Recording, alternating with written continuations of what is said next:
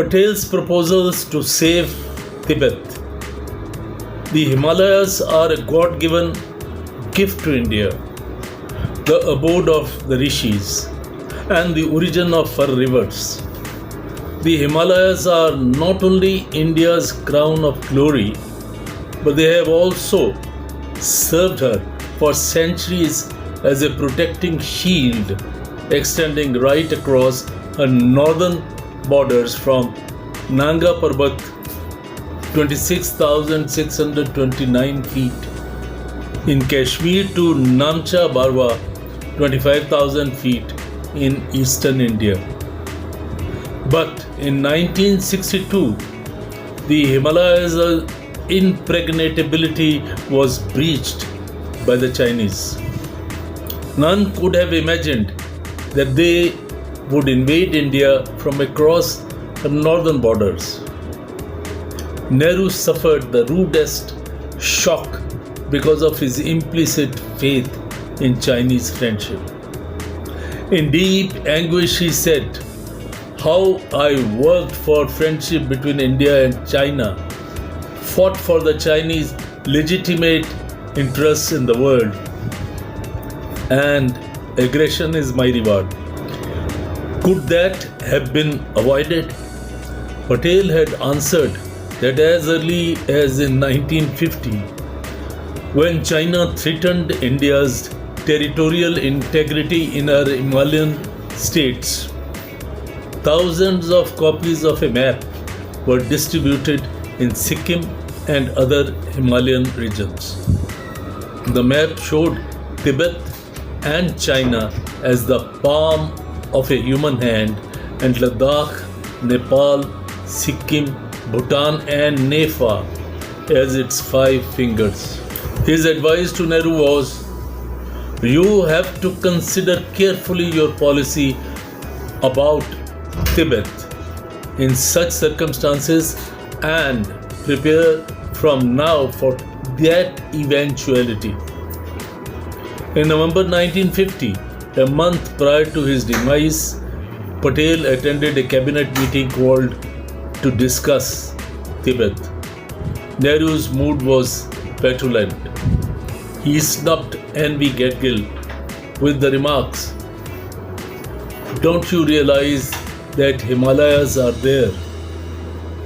Whereupon K.M. Munshi ventured to say that in the 7th century, Tibetans had crossed the Himalayas and invaded Kannauj. Nehru dismissed this as nonsense. Immediately after that meeting, Patel left for Ahmedabad, but he continued anxiously thinking over the problem. On his return to New Delhi, he wrote a letter to Nehru on 7th November, which according to Munshi showed Patel's uncanny wisdom and vision in discerning as far as back as in 1950 the portents across the northeastern border and the dangerous implications of our foreign policy in that direction. Every word of what he had wrote has proved true by the developments of the past 17 years. Patel had written to Nehru. The Chinese government had tried to delude us by professions of peaceful intentions.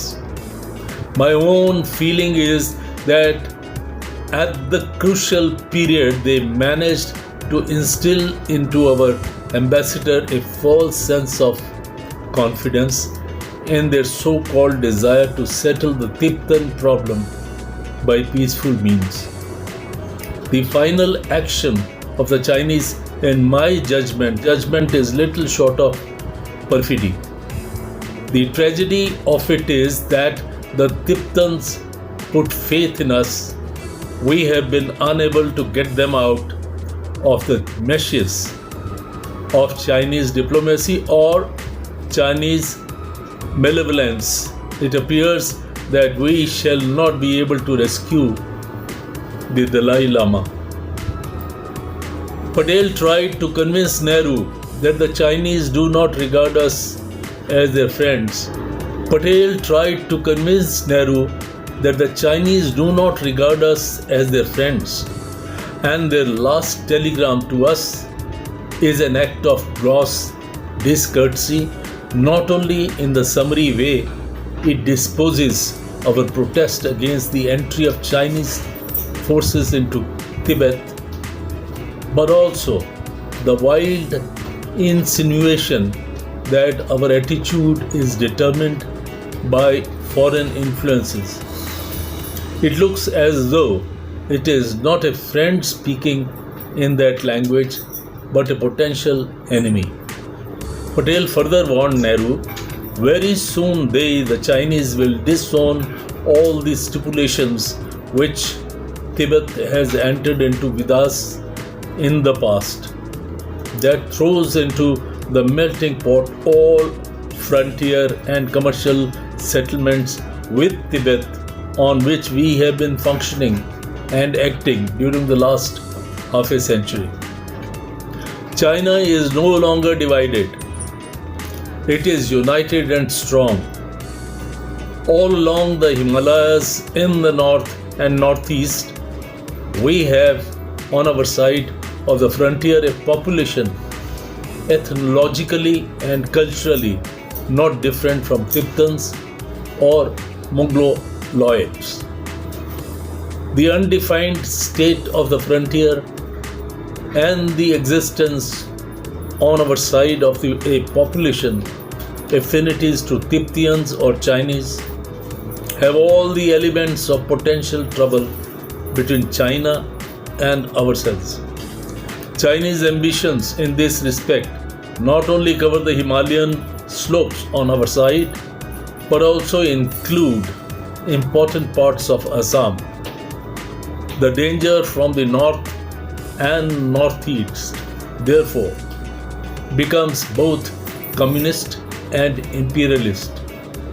Patel suggested a number of positive steps which included improvement of road, rail, air and wireless communications with Nepal, Bhutan, Sikkim, Darjeeling and the tribal areas in Assam. Building of defensive lines, policing and intelligence of frontier posts to stop infiltration or spies, fifth colonists and communists, and fully manning the outposts and ensuring loyalty of people inhabiting in the regions concerned. Patel further suggested redisposition of forces with a view to guarding important routes or areas which are likely to be subject of dispute, and an appraisal of the strength of our forces. With regard to Chinese entry into the UNO, he felt, in view of the rebuff which China has given us and the method which she has followed in dealing with Tibet, I am doubtful whether we can advocate her claims any longer. Patel's warning was any faltering or lack of decisiveness in formulating our objectives or in pursuing our policy to attain those objectives is bound to weaken us and increase the threats which are so evident.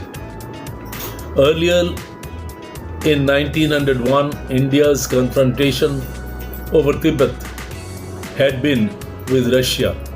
Now it is with China. Curzon, the Viceroy, had firmly clarified that the British position, which approximated to Patel's thinking, though Curzon's language was that of an imperialist and empire builder. Like Curzon, Patel did not desire occupation of Tibetan territory, and his view was that of Curzon's, who had stated, "Of course, we do not want their country.